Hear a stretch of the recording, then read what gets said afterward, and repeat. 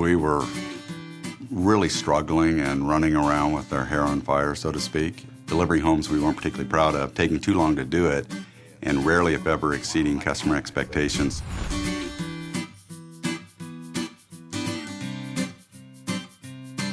Out in the field, you have various trades working on a home. And for every home we build, we use probably 30 to 35 different companies. Trades for years were ingrained. You know, I frame the home, you hang the drywall. When I first started in the home building industry, there was a lot of yelling and screaming to get your point across. Old school was more of, this is the way I'm going to do it. You got to live with what I do and don't damage it, or when I come back to fix it, I might damage your piece. You didn't have a good relationship and a good understanding and good communication with them, you couldn't really get anything done. Very expensive to fix and very unhappy customers. So we said, time out. There's got to be a better way to do this. Our method was to train everyone in 7 Habits in our organization. And then we also wanted to train our trades. We trained 250 facilitators and thousands of trade partners. We offered classes here at Shea at our cost. We really sat them down and started with the end in mind and say, what are we trying to do? We're trying to build a high-quality home.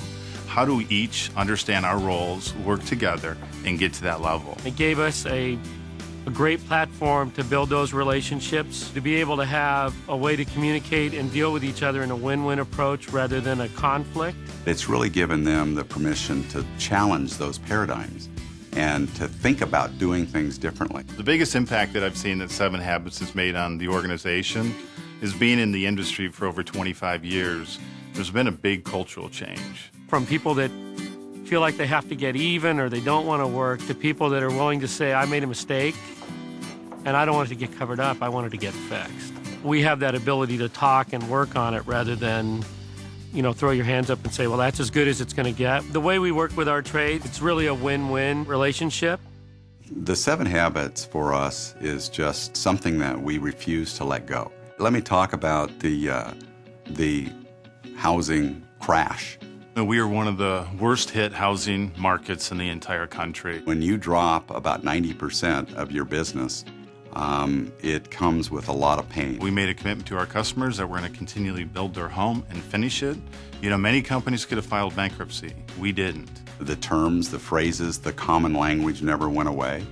We started doing some 7 Habits refreshers, 7 Habits team builders before meetings. We might take Habit 4 and talk about, okay, so over the last week or two, describe a win-win experience that you've had. And I think that we continue to hold each other accountable to those habits.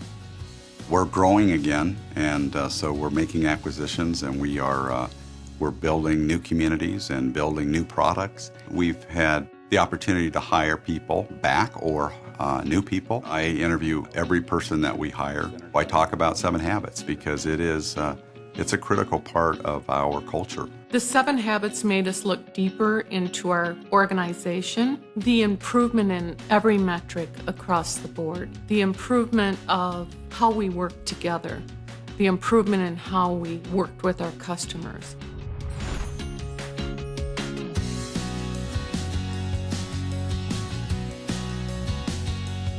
Seven Habits has changed the culture of the organization by making us stewards to the people that we work with and the people that we build homes for. Our customers in the end are going to benefit from that. Because they get a higher quality product in a shorter period of time at a lower cost.